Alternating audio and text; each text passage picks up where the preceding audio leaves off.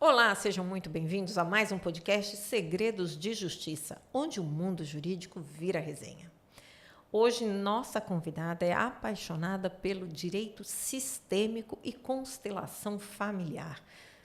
Vamos conversar sobre isso, saber as histórias dessa advogada maravilhosa, doutora Ivana Manzano. Seja muito bem-vinda. Obrigada. Falando um pouquinho sobre o direito sistêmico, né? O que é o direito sistêmico, né?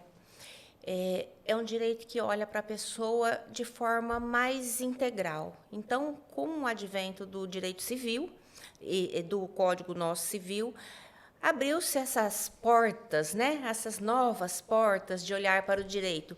E dentro dessas portas está o direito sistêmico, que é esse olhar mais integral, baseado num olhar sistêmico, na teoria sistêmica de Bertalanffy. É isso, assim, para a gente ver se a gente consegue resolver de uma forma, não só no papel, os processos, principalmente nas questões familiares, mas que esses processos de guarda, de divórcio, de alimentos, eles sejam realmente resolvidos de uma forma mais tranquila, mais amorosa, mais empática entre as famílias, né? Olha que e legal. Mantenha essa parentalidade de filho com pai, né? De filho com mãe. Olha que lindo. Que legal. Mas antes da gente falar um pouco mais sobre isso, você é natural de São Paulo, Junqueirópolis. Como é que você veio parar no Espírito Santo? Buscando um lugar de qualidade de vida no Brasil. Olha só. Então, eu e meu marido, a gente resolveu sair de onde nós morávamos, que era Mato Grosso, né? A cidade que nós morávamos, quando nós fomos para lá, tinha 2.000 habitantes. E aí, quando chegou em 100.000 habitantes, em menos de 2 décadas, né? A gente falou, está na hora de ir embora. Buscar um lugar mais tranquilo, mais calmo para morar. E aí, a gente começou a pesquisar, né? E colocou assim, um monte de pontos. Então, no máximo, 100 quilômetros do aeroporto. Isso é extremamente importante. A mais de 700 metros de altitude. Olha. Com um clima numa faixa de 20 graus, né, de temperatura. E aí a gente foi buscando no Brasil um lugar assim. Meu marido é gaúcho e a gente pensou assim, vamos para o Rio Grande do Sul, né? Porque ele pendia para o Rio Grande do Sul. Mas muito frio. Aí olhamos, Rio Grande do Sul, Santa Catarina e Paraná. Não, Aí muito frio. 20 graus Já passou, não foi.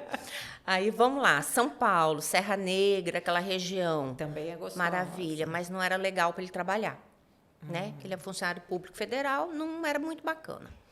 Aí olhamos o Rio. Rio de Janeiro, aquela região de Petrópolis, muita violência, o trabalho dele não era legal. Aí, vamos olhar o Espírito Santo? Aí, em 2003, viemos conhecer o Espírito Santo. E eu já conhecia as praias, mas não conhecia essa região serrana, né? Que são as Três Santas. Sim. E a gente pensou em Domingos Martins, colonização alemã, né? Claro. Olhamos Domingos Martins, tá, vamos mudar. Mas tem outros lugares para a gente conhecer. E começamos a procurar. Aí vimos Santa Teresa. Aí se encantaram. Me encantei com Santa Teresa e escolhemos. Em 2005, mudamos para Santa Teresa. Então, fazem 20 anos que nós estamos no Espírito Santo. Ivana, você tocou num ponto, você falou, olha, quando a gente resolveu, vamos mudar, nós traçamos alguns pontos importantes. Esses pontos importantes nascem da maturidade? Acredito que sim. Porque a gente vai sabendo o que quer, né? Não é? Porque tem uma fase que a gente pergunta assim para os nossos filhos mesmo, né? Para o adolescente, ou época que eles vão escolher faculdade. O que você quer? Eles falam tudo que eles não querem. Mas não falam o que quer. O que quer, exato. Então, a maturidade, eu acho que traz isso, esse querer, Que né? legal. Esse Que querer. bacana. Mas e como é que você escolheu o direito na sua vida? Porque você é formada também em pedagogia? Pedagogia. O que você fez primeiro? Como surgiu o direito na sua vida? Conta pra gente. O direito também foi programado. né? Ah, é? Porque como eu comecei a trabalhar muito cedo na área de educação, eu sabia que eu ia me aposentar muito cedo. Então, 25 anos, né? Eu pegava aquela época da aposentadoria com 20, 25 anos de exercício dentro do magistério e eu iria me aposentar. Então, o que eu pensei? Eu fiz, com 23 anos, eu terminei minha terceira faculdade na área de educação. Então, vou fazer na área de educação, vou me aposentar e vou ter uma outra profissão. E aí, quando eu me preparei para fazer essa transição. Quando eu me aposentasse no magistério, eu iria fazer direito. E aí eu fiz. Então, eu fui me programando para isso. Olha, que legal, que bacana. Não, vocês estão vendo, né? Temos muito que aprender aqui.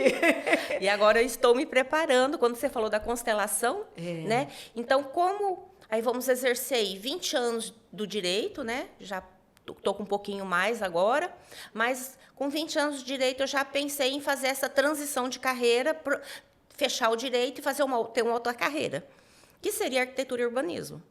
Mas, como apareceu o direito sistêmico no caminho, lá fui eu olhar para esse direito sistêmico. O que era o direito sistêmico? Sim. E me encantei pelo direito sistêmico. E aí fazem 10 anos que eu estudo constelação, né? Constelação estrutural, constelação sistêmica familiar, aplicada ao direito.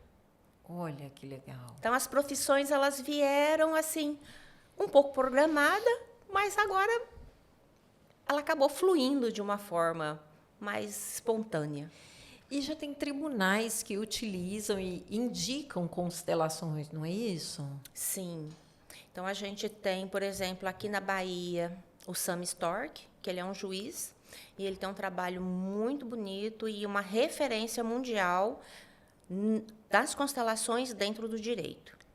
Olha, que legal. Então, além de ir para uma audiência, né, de conciliação, mediação, é feito antes um trabalho com essas famílias para olhar. E fala para a gente assim, o que seria essa constelação dentro de um processo, a importância disso? Conta para a gente, talvez, alguns casos em que isso, de fato, auxiliou para a solução daquele caso.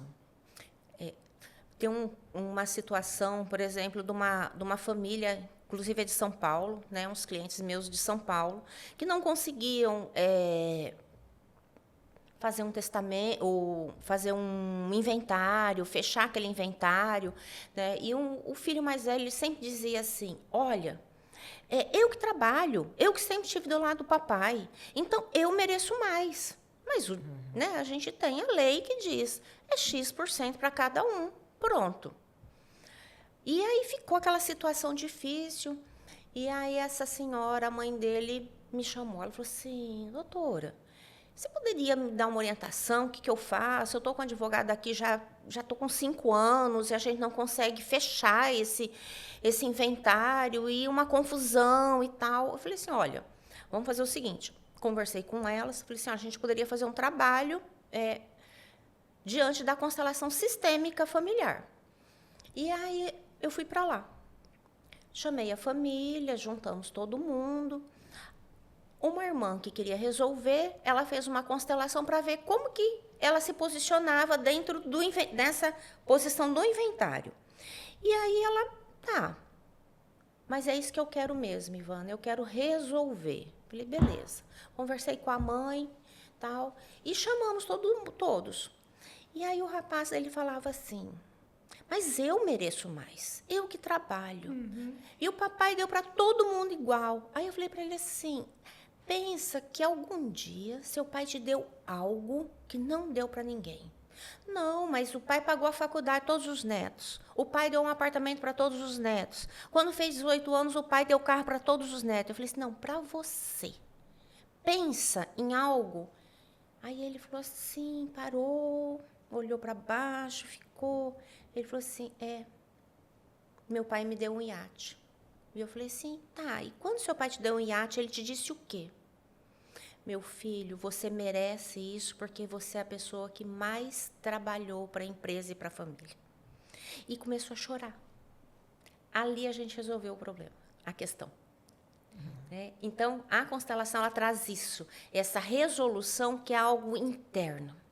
É da emoção, é do sentir. E aí o processo ele fluiu. Porque o que faltava? Ele compreender que as partes são iguais. O merecimento talvez seja diferente. Sim. Mas a legislação é igual. E ele tinha tido um bônus que o pai deu. Né? Então, assim, esse é um dos casos que a gente resolve no direito sistêmico, né? Através das constelações. Você vai buscar, né, aquele sentimento, aquele entendimento. Aquele entendimento interno que está ali. Né? Está. Só trazer à tona para a pessoa olhar. Conta pra gente um outro caso aí. Já gostei. Gostou, né? Então, as questões assim que eu tenho mais são no direito de família. Então, muito divórcio, né, que se discute guarda, que a gente sabe que a questão e a gente, entre nós, advogados, a gente fala, né? Quando o casal briga demais e um sempre acha um problema, é porque não quer separar. E a gente, né, doutora? A gente sabe que a maioria das vezes é isso. E aí, o que acontece? É esse olhar, né? Então, a gente vai conversando com o nosso cliente. Eu tinha uma situação de um rapaz que ele não queria se separar de modo algum, e a mulher queria. Ela falava assim, não, eu não quero mais conviver, não aconteceu nada, mas não quero, né? Não dá. E aí eu fui fazendo assim com os dois até, a gente conversou com os dois juntos.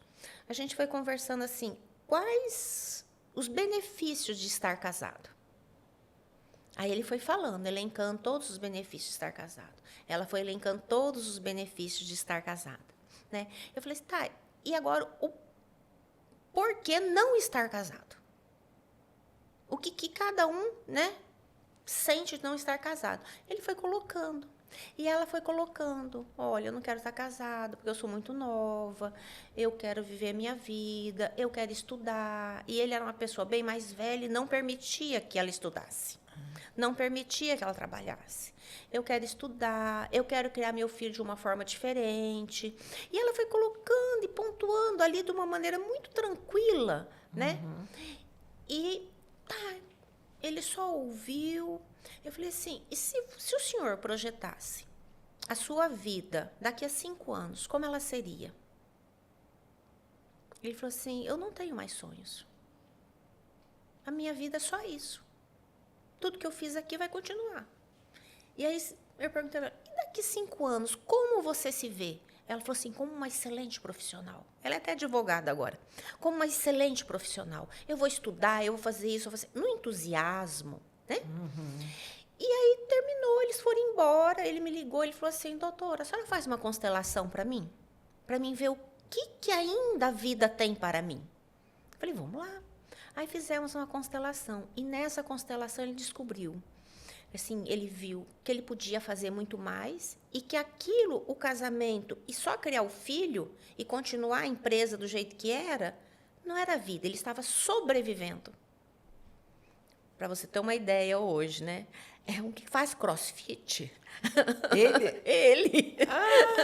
E ele era um senhor, que assim, você olhava para ele, um senhor, todo arrumadinho, né? E hoje ele boy, crossfit, camisa coladinha. Mudou a vida. Por quê? Porque ele está olhando para uma vida melhor, né? E aí eles se separaram de uma maneira assim bem tranquila também. O filho também está bem. Então é isso. O direito sistêmico, a constelação, ela traz esse olhar. Olha para a família, legal. né? Nossa, isso é muito importante. Dá paz. Paz. Dá tranquilidade para você, mesmo que a resolução não seja exatamente aquilo que você quer, mas te dá tranquilidade de resolver. Isso. E foi interessante, neste caso, que ele estava assim, ela não tinha patrimônio, casou com ele e ficava dentro de casa, cuidava de casa, a vida inteira foi dona de casa. E ele falava assim, não, você precisa do meu dinheiro para estudar. Aí ele entendeu que ele ganhou uma coisa tão linda, que foi um filho que ele não tinha, e que ela doou esses 15 anos da vida dela para essa família, para esse filho, e que ela merecia estudar e ter a vida dela de uma maneira assim, sabe? Boa, usufruir da vida. Assim como ele foi usufruir da vida. Claro. Né? Então, não resolveu só o processo, mas houve uma harmonia do casal. Né? E isso é bom para os filhos, é olhar para os filhos. Lógico. Claro, sem dúvida. E você tem um trabalho de ajuda às mulheres na área familiar, empreendedorismo, como é que é isso? Então, eu aplico esse conhecimento, tanto do direito, né, como das constelações, que é as constelações estruturais, para que as mulheres possam ter um suporte para desenvolver um trabalho social, um trabalho empresarial mesmo.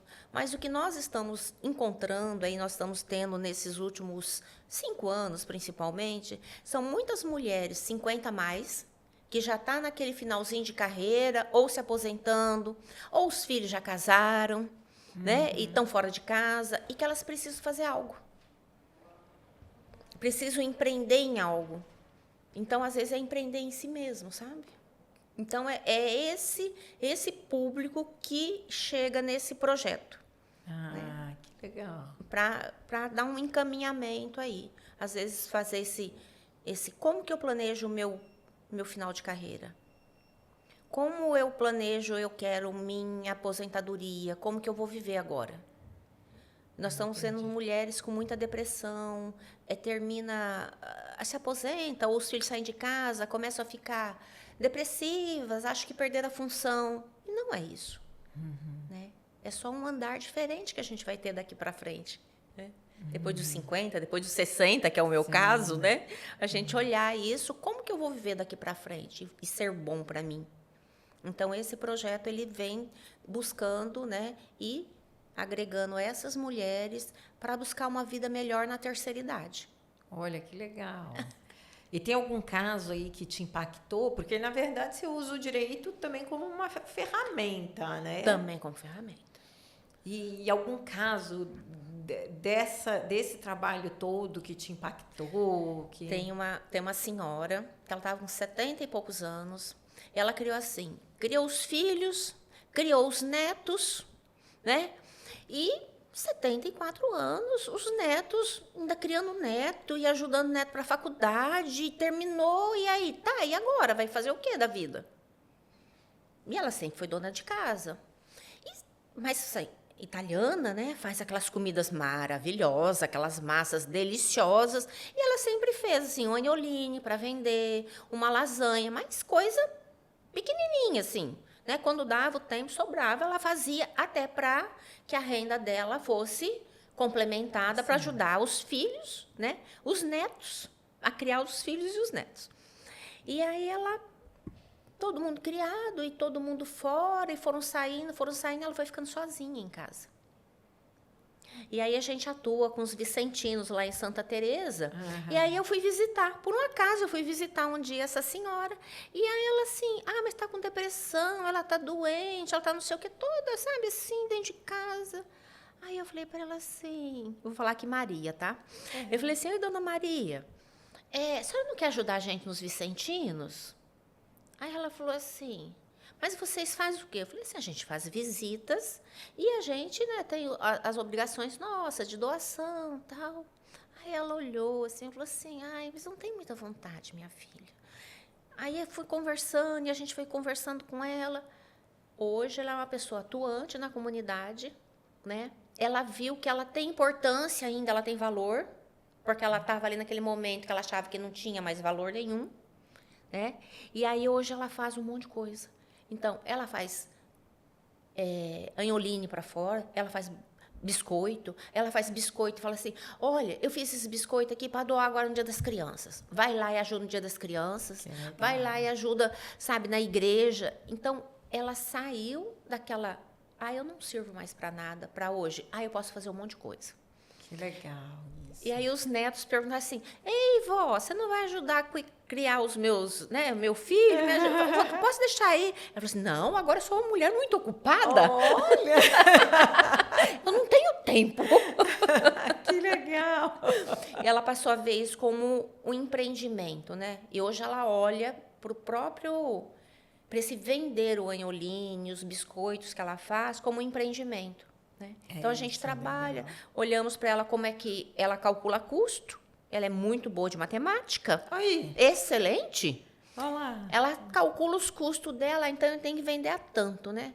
Vender a tanto. Tá bom, tá lá. Já fazem uns... Ela fez 80 agora. 6 anos.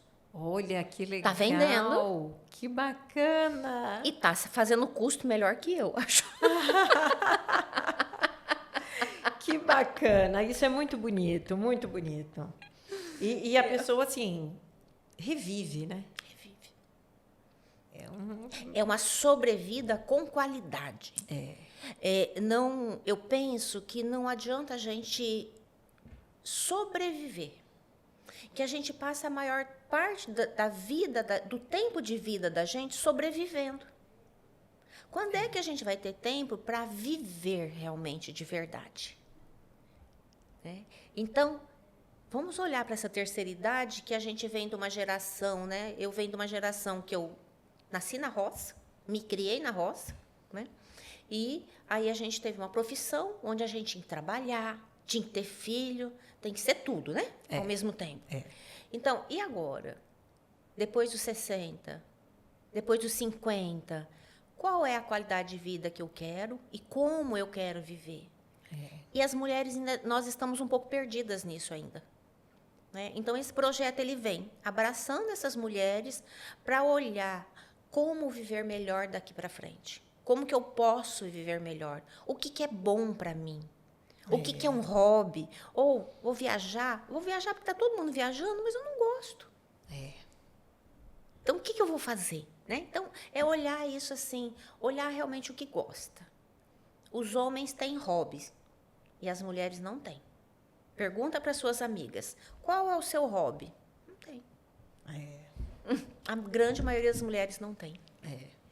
Ou vai deixando um pouco de lado o hobby por causa da família, por causa dos compromissos. Vai deixando. Vai deixando. E aí acaba não vivendo aquilo. Eu gosto de pintar quadros. Sim, mas aí começa a pintar. Aí as crianças estão atrapalhando, vem um falar, desconcentra. Larguei de lado. Aí larga lá com 20 e poucos anos, para de fazer. Talvez está a hora de retomar essa pintura, né? Esse prazer e essa criatividade da pessoa. Que legal, que bacana. E esse projeto, você é cheia de projetos, né? Sim. Projeto de conjugalidade, parentalidade. Explica o que é isso, como é que funciona isso? Como é que funciona? Então, a questão da conjugalidade e parentalidade, ela está ligada à questão do direito sistêmico, né? Quando a gente fala, o que é a conjugalidade? Conjugalidade é marido e mulher. Ok. Quando termina essa conjugalidade num divórcio, né? Acabou a conjugalidade. Mas tem filhos. A parentalidade, ela não se extingue. Extinguiu o quê? A conjugalidade. Sim. Então, a parentalidade, o fulano vai ser filho da Maria e do João. Ok, para o resto da vida.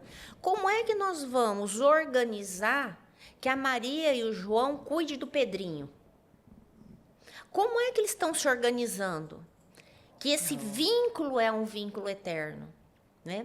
Então, esse projeto ele vem falar da finitude da conjugalidade, da finitude de um casamento, mas da eternidade da parentalidade, que é o vínculo com o filho, o vínculo com a sogra, que a gente fala assim, sogra é para sempre, né? A gente não acaba, não deixa de ser sogra porque que o casamento acabou.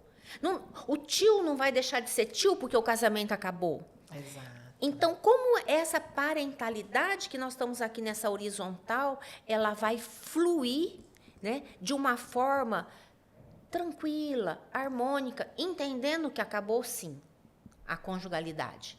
Então, esse trabalho é nesse sentido, de trazer para a família esse novo modelo de família que a gente está montando, o meu, os seus e os nossos, né? E de quem vai chegar? Então, nós temos esse modelo familiar aí que é interessante a gente trabalhar, essa parentalidade. O que é parente? O que é parente por afinidade? né, que a nossa legislação também traz, né? O que é esse pai afetivo, né? Então, a gente vai juntando esses pontos e vai trabalhando e criando uma nova cultura, mas no olhar do direito, né? Sobre esse olhar do direito, ok, da legislação. Que legal, que bacana. E você também é mediadora no Tribunal de Justiça aí do Espírito Santo. Como é que é esse trabalho? Conta pra gente algum caso que lhe marcou desse trabalho. A mediação, eu faz pouco tempo que eu estou como mediadora, né, do Tribunal de Justiça do Espírito Santo. A gente é convidado a trabalhar por demanda, né? Então, a gente trabalha por demanda ou em mutirões, normalmente, né? E uma coisa assim que me marcou muito, a gente fez um caso de um casal surdo-mudo. E eles estavam num processo de divórcio litigioso. Então, como é que você media? Eu não tenho essa habilidade. Eu não sei língua de sinais. Então, assim, a primeira coisa que eu parei, assim, falei assim, tá aí, tem intérprete? Né? Lógico. Tem intérprete? Tem intérprete. Aí, vamos conseguir intérprete, né? Intérprete trabalha pouquinho tempo, então eles fazem 10 minutos e troca para outro intérprete, porque eles não podem fazer muito longo. Então, imagina a gente mediando, então fala uma coisa, o intérprete tem que falar, aí eles entendem, eles têm que falar. Aí trocou o intérprete. Isso, por aí. Aí para. Então, assim, nós levamos 4h30, mais ou menos, para fazer esse trabalho. Esse trabalho de ver como que queria. Tinha filhos, né? E tinha patrimônio também. Então, a gente resolveu divórcio, patrimônio, filhos, né? Alimentos, visita, tudo certinho, guarda. Mas resolvemos isso em 4h30, mais ou menos, né? Então, foi um caso, assim, que me marcou. Claro. Porque a mulher ainda, ela conseguia articular algumas palavras, mas o homem nada. Ele só falava por sinais. Né? Então, foi, assim, muito interessante. E era uma colega lá de Linhares que estava como advogada da mulher, né? Mas foi um caso, assim, bem que me marcou. Pelo tempo de horas e por ser muito diferente, né? Um casal surdo-mudo. Claro. Eu não tenho essa convivência, né? É uma coisa muito distante da nossa realidade. Mas foi, assim, muito bacana. Muito bacana a gente ter conseguido também que houvesse essa composição. Que legal. Foi muito legal. Muito, muito, muito. E algum outro caso que tenha te marcado? Fazer mediação? De mediação tem um caso bem interessante também, que é de um senhor que ele não entendia o que a gente falava. Mas porque ele é pomerano. Então, só que a gente não tinha intérprete. Mas ali, como a gente estava em Santa Maria de Jetibá, a gente foi, assim, procurou outro, a gente achou uma pessoa ali que falava. Só que o que acontece? Não pode ser qualquer um, tem que ter autorização. Né? Porque, assim, tem que ser juramentado, seguir todo o protocolo, né?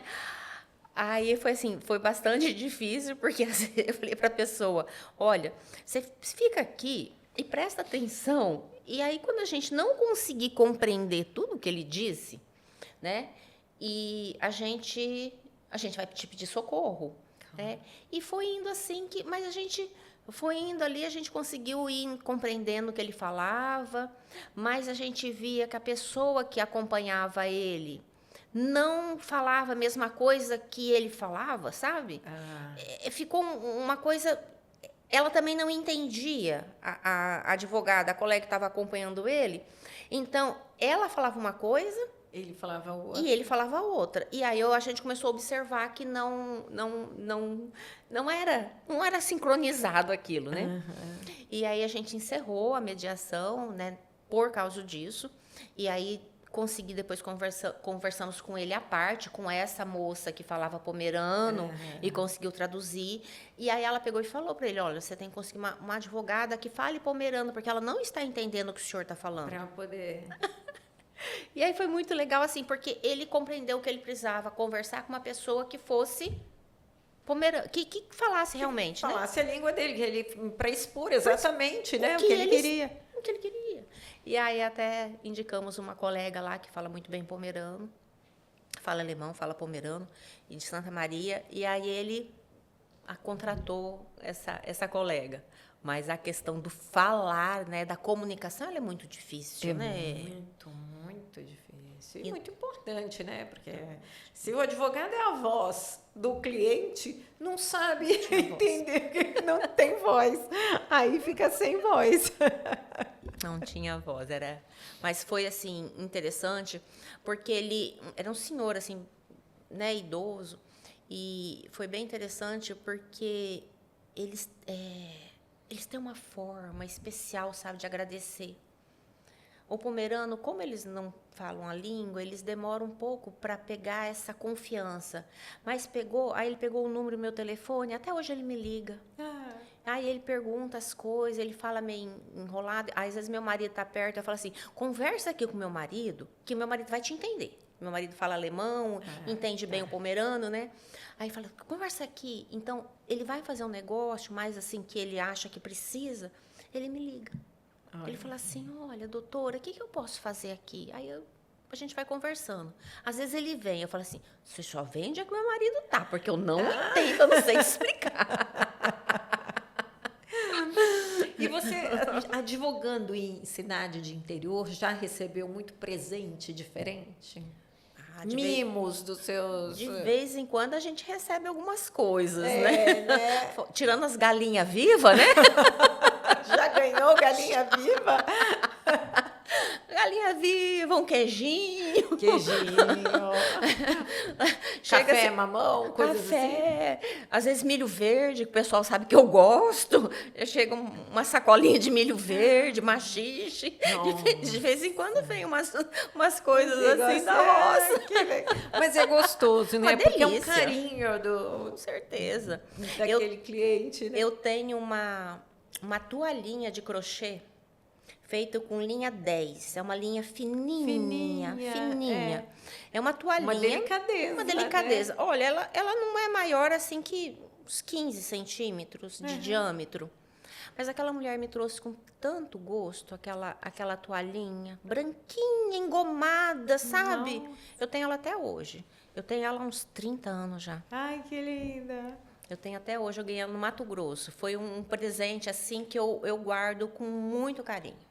Com muito carinho, porque era uma senhora assim que ela passou por uma dificuldade de saúde muito grande. E aí a gente conseguiu que ela fosse assim atendida num hospital bacana e se recuperou. E ela falou assim, quando eu fazia as quimioterapias, eu ia para lá e eu levava essa toalhinha, eu ia fazendo. Aí ela trouxe. Então, tem uns mimos assim que são inesquecíveis. São. E esse carinho todo faz toda a diferença, né? Faz toda a diferença. Nossa, Ivana, ficaria aqui a tarde inteira batendo papo. Nossa, nosso tempo aí já chegou. Sim. Agora a gente entra no momento que um bate pronto. Eu falo e você me diz o que vem à sua cabeça. Justiça é? Justiça é estar em paz. Alvará é? Alvará é uma alegria. Audiência presencial ou virtual? Audiência presencial. Processo físico ou eletrônico? Eletrônico. E o que mais te irrita num processo? A demora. Um livro não jurídico? Um livro não jurídico. A Felicidade no Trabalho, do Dalai Lama. Um filme? Um filme. Ou uma série? O que você... A série, assim, que eu assisto pouco, filmes e poucas séries, mas uma série que eu assisti, que faz parte também desse desenvolvimento humano aí, foi Uma Linda Mulher, que fala sobre constelação sistêmica. Oh, que legal, que bacana. O que diria para quem está começando hoje? Perseverança. Se não fosse advogada, seria? Ai, tanta coisa. Que eu ainda quero ser, que eu ainda quero fazer. Mas se eu não fosse advogada hoje, né, eu falo que eu seria uma pessoa que iria fazer um trabalho social. Só o trabalho social. Que eu já faço, mas eu me dedicaria mais ao trabalho social. Que legal, que legal. Adorei esse nosso bate-papo, passou tão rápido aqui, ficaria muito mais. Muito, muito obrigada. Eu que agradeço pelo esse convite, pelo esse momento assim tão especial, né? E a gente vem assim tão apreensiva, achando que, né, a gente vai falar sobre uns assuntos, mas foi um bate-papo muito bom. Você nos deixa muito à vontade. Te agradeço muito pelo convite. Eu que agradeço. Muito obrigada. Compartilhar tanta experiência e tanta coisa boa aí pra gente. Obrigada. Muito obrigada. Para vocês, não esqueçam de curtir, compartilhar e se tiver uma boa história, comenta aqui embaixo que a gente quer saber. Até a próxima.